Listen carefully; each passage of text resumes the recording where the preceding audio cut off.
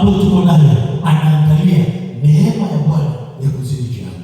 Kwa nini nimekwambia? Kwa nini neema ya kuzidi juu yangu? Neema ya kuzidi juu yangu, ndio kusema neema izidi.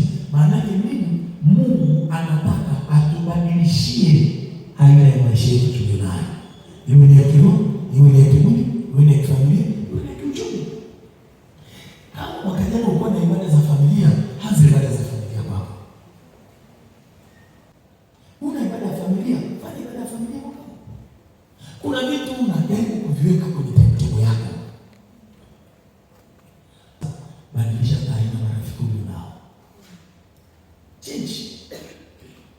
Unaanza nguo itakuwa 26. Kwa sababu ni kama na shetani. Unaanza program kwenye TV, upaswe kufuatilia tena.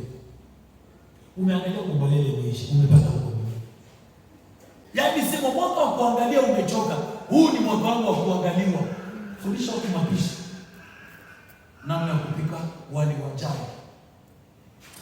Huyu mama anajipatia kufundisha mapishi. Unaweza kushangaa chombo kingine kinakuita wewe ukafundisha. Unaambiwa tu basi yao. Lazima sitaki contract. Mimi nataka kwa masaa mawili kufundisha. Masaa mawili sio chini ya 3. Inabidi wakuchukue tu. Yaani muda wa sisi kuangaliwa, muda wa sisi kufadhiliwa ni